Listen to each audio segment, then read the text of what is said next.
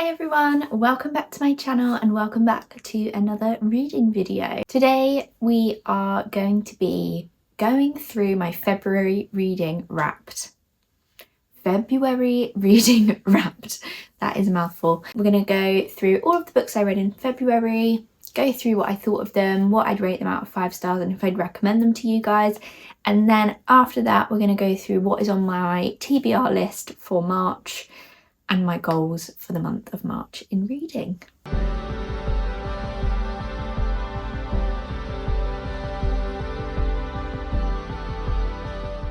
Before we get into the video, if you do enjoy reading content and book reviews, let me know down below and subscribe if you're new here. We would love to have you as part of this little community that is growing over here. But without further ado, let's get into the video. So I've actually made a list of everything that I read in February because a lot of it I actually borrowed from the library and I have now returned. So I don't have the physical book to hold here, but some of them I do have, so it'll be a bit of a mix. The first book that I read in February was The Surrogate Mother by Freida McFadden. I got this from the library and it was the first book that I read in February. I really enjoyed this book, but maybe not for the typical reasons. So it's a thriller book and I thought it was quite, like, some of it was quite silly and there were parts of the plot that I was just like, oh, it's a bit silly, but I also couldn't put the book down and I literally finished it within like 2 or 3 days, so I was hooked. I gave this 4 stars on Goodreads because I couldn't put it down and I did really enjoy it, and it's not a 5-star book for me because there were bits that I thought were silly. But if you haven't read it before, it basically follows a couple who are trying to have a baby and unfortunately cannot. And so they are exploring their choices and someone suggests to them about being a surrogate mother for them. I'm not going to say any more. I don't want to give any spoilers, but I would recommend it. The next book that I read in February was another Freida McFadden book, and that is Never Lie. Now, I have seen so much hype around this book, particularly on Booktok. I've seen a lot of hype around this, but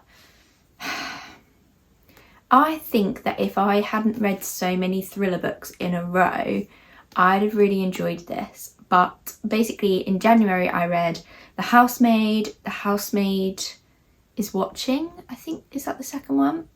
And I also read another thriller. Can't remember what one. But because I read lots of thrillers in a row, and particularly a lot of Freida McFadden thrillers, I just didn't enjoy this one as much as some of her other ones, and I know that's going to be an unpopular opinion and I appreciate that, and I think if I read this with a few different genres and authors in the middle I probably would have enjoyed it more. But I just thought, do you know what it is?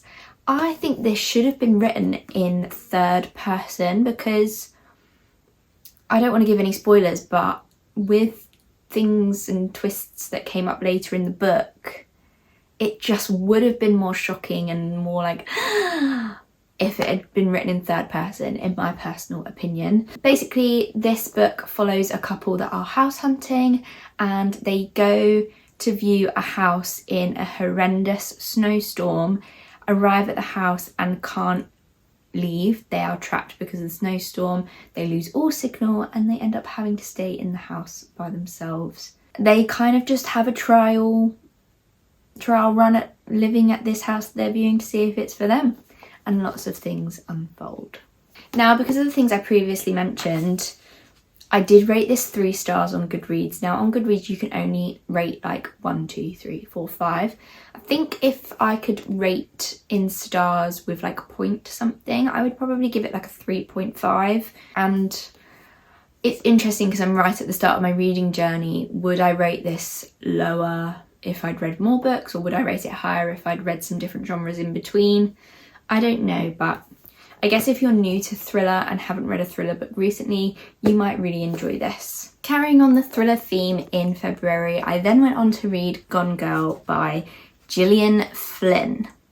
Now, this is actually my lowest rated book that I have read, but I do think there's reasons for that. So if you don't know the story of Gone Girl, it is the 5-year wedding anniversary of this couple, and they wake up in the morning, they have breakfast, he goes off to work, gets a call from his neighbour, and the neighbour's basically a bit suspicious that something's happened because of his house door is wide open.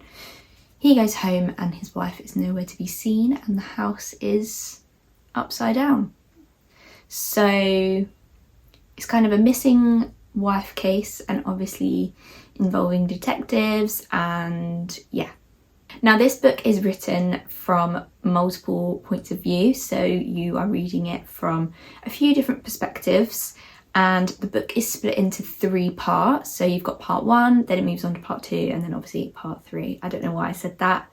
I'm assuming that you know it goes 1, 2, 3. I found part 1 of this book incredibly slow, and I do say this with a pinch of salt because I have seen the film and I love the film, and therefore I knew a lot of twists coming up in the book, and I think that ruined it for me personally.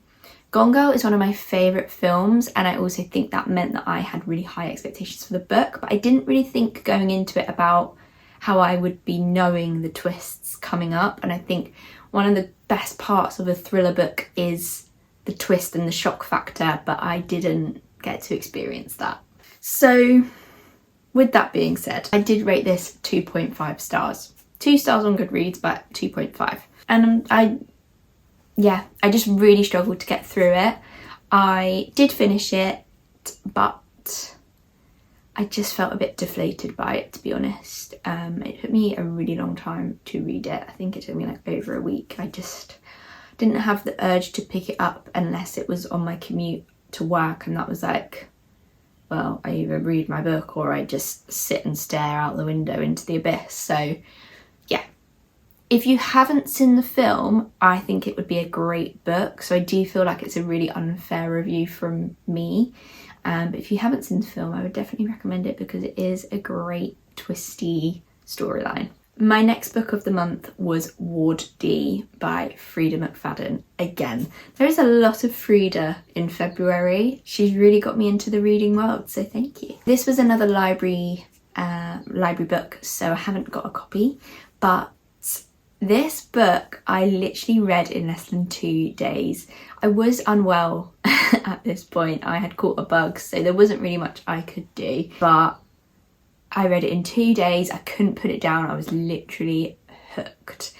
I just really enjoyed the storyline, and to give a rough idea, basically this is a student doing a placement in a psychiatric ward. So it's told from, gosh, I'm trying to remember. I think it's just told from her point of view, and she is reading files on the patients, she's getting to know the patients, and she's crossing paths with some people that maybe she's crossed paths with before. So yeah, really enjoyed the twist in this, or twists maybe, there was quite a few, but really enjoyed it, didn't see it coming, and it was one of those books where I thought I saw it coming and then I was completely wrong. So yeah, this I gave 4.25 stars. It's a quite high rated book. My next book in February was Remarkably Bright Creatures, and this book I borrowed from the library of Holly. This is a book that my friend Holly lent me. She said that she thought I would love it, and she was not wrong. I absolutely this book is a 5-star read. I enjoyed this so much. It took me a little while to get into because I couldn't work out that, this sounds really silly, but I couldn't work out that it was written in 3rd person. So for a while I was like, oh, what's going on? But then really got into it once I'd figured out what what I was reading. I've just googled this because I'm still learning genres and how to tell the difference between genres, and I'm learning, and I wasn't sure what genre this would come under, so I've had a Google, and Google says that this is a contemporary fiction novel. Well, if that's what it is, I ate it up and I loved it.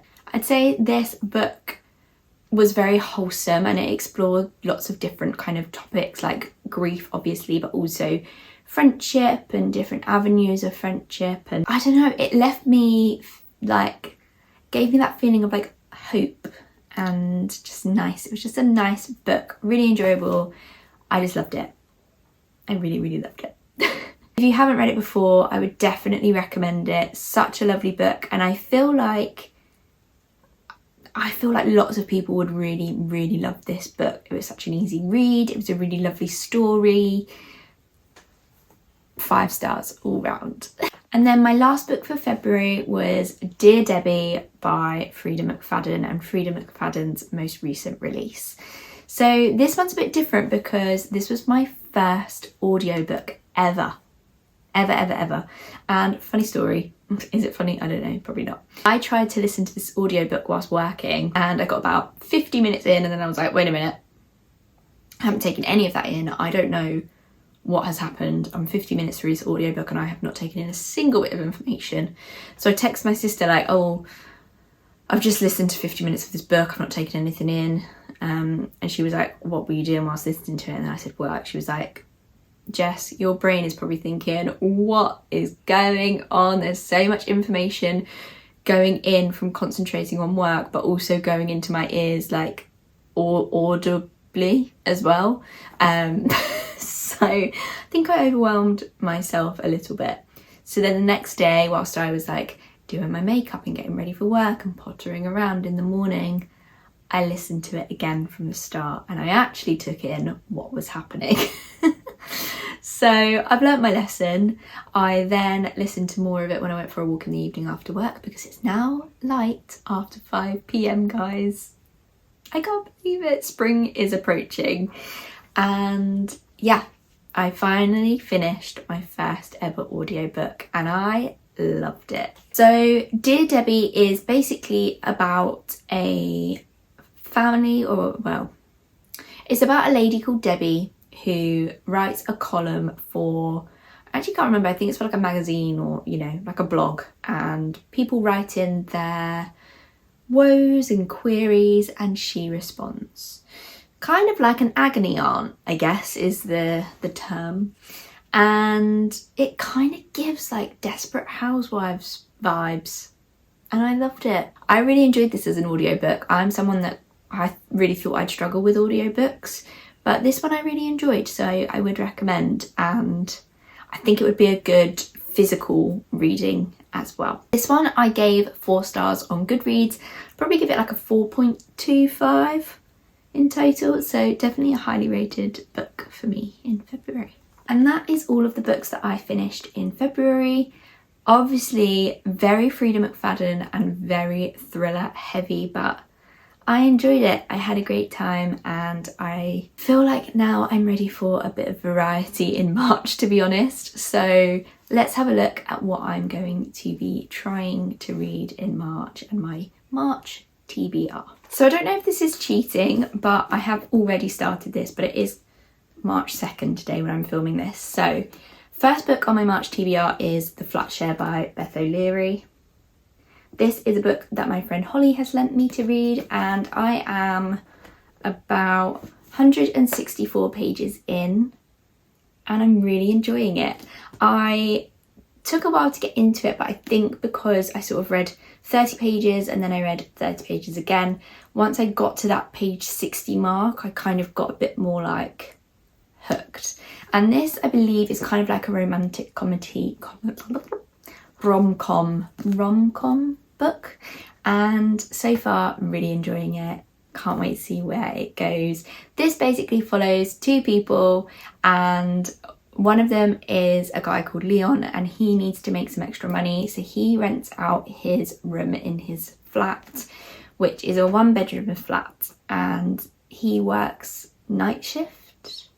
So he is not home between the hours of 6 p.m. and 8 a.m.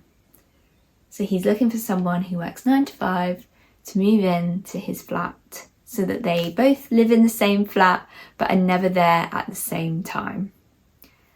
That sounds like a nightmare for me. However, it's also told from the point of view of Tiffy, who goes through a breakup and needs somewhere to live. And she comes across this advert for Leon's flat and thinks, I can afford that, let's do it. And it's just following both of their stories along. I obviously don't know where this is going, but so far I'm really enjoying it. Next on my March TBR is an audiobook, and this is on here because Francesca's Books on YouTube spoke about, she did a video which I'll link down below, about the best thriller audiobooks that she would recommend. And she said a lot about ones that are kind of themed around podcasts. So I thought, oh, I'll give that a go. That sounds like a great idea. So one of the ones she recommended was Listen for the Lie by Amy Tintera. So I want to listen to this on audiobook to see what I think. Basically, this is following the story of a woman who is suspected for her best friend's unaliving, and a podcast starts to look into the story of what happened and investigating it. That's all I kind of know so far.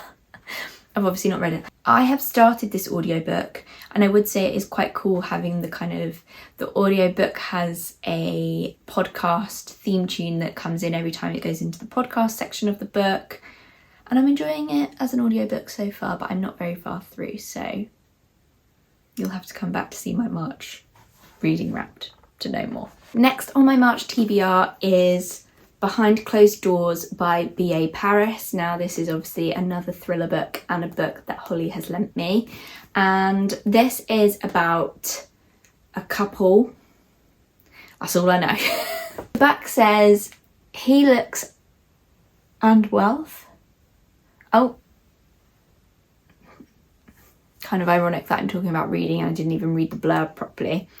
He has looks and wealth, she has charm and elegance. You might not want to like them, but you do. You'd like to get to know Grace better. But it's difficult because you realise they are never apart. Some might call this true love. Others might ask why Grace never answers the phone or can't meet for lunch without Jack. And why there are bars on one of the bedroom windows. Sometimes the perfect marriage is the perfect lie. Count me in. This is definitely going to be read and consumed in March. The next book I want to read in March is The Humans by Matt Haig. Now, this I literally picked up for 50p in the charity shop because I read The Midnight Library by Matt Haig, absolutely loved it, and thought I'll give another one of his books a go. So this one, I want to say this might be a little bit like mystery thriller vibes. It says, after an incident one wet Friday night where he is found walking naked through the streets of Cambridge, Professor Andrew Martin is not feeling quite himself. Food sickens him, clothes confuse him, even his loving wife and teenage son are repulsive to him. He feels lost amongst a crazy alien species and hates everyone on the planet. Everyone, that is, except Newton, and he's a dog. Who is he really, and what could make someone change their mind about the human race? I don't know what this is going to be as a genre. I guess I can report back on that once I start reading it, but I'm definitely intrigued. I really enjoyed The Midnight Library. It was very different to everything I've read so far. And I was speaking to my friend Kieran, and I'm going to lend this to him once I read it. So I'm going to try read this in March so that I can lend this to him sooner. Next book that I'm going to try read in March is The Locked Door by Frida McFadden. I know I mentioned that I read a lot of Frida McFadden in February, so I think I'm going to prioritise those other books and then move on to this one. This is, well, obviously it's Frida McFadden. It's a thriller. This says Some Doors Are Locked for a Reason. I've not read too much about this because I don't know. I don't like to read too much into a book before I go into it. I kind of like to go in with as little information as possible. I'm excited to see what this one is like, but like I said, I've read a lot of Freedom McFadden recently, so I'm going to maybe try and leave this to later in March to have a little bit of a break and try some different and new authors that I've not read before. And yeah. And then the next book that I would like to read in March, if I can, I'm saying this because this is going to be a book that I want to try and find in the library or the charity shop, so I don't actually have, is Wild Dark Shore by Charlotte McConaughey.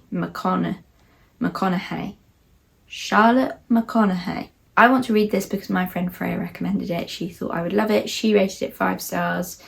And so I'm intrigued. So that is on my March TBR as well, if I can. There are a few books that I keep looking for in the library, or authors in the library, so I guess if I can't find that, I will pick out a different book. Particularly if I really enjoy The Flat Share by Beth O'Leary, I might pick up another one of her books to try. Well, that is the end of my February reading wrapped and my March TBR list of books I want to complete in March.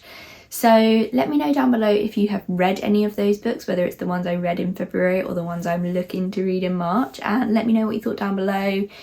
Let me know your star rating. Would you recommend the books? What books have you read in February and what are you hoping to read in March? Let's just have a big old book chat in the comments down below, because I just love talking with you guys and I love hearing your recommendations. Thank you so much for watching this video. If you did enjoy it, don't forget to give it a thumbs up and subscribe if you're new here. We would love to have you on the channel, and I will see you next week for another video. Bye guys.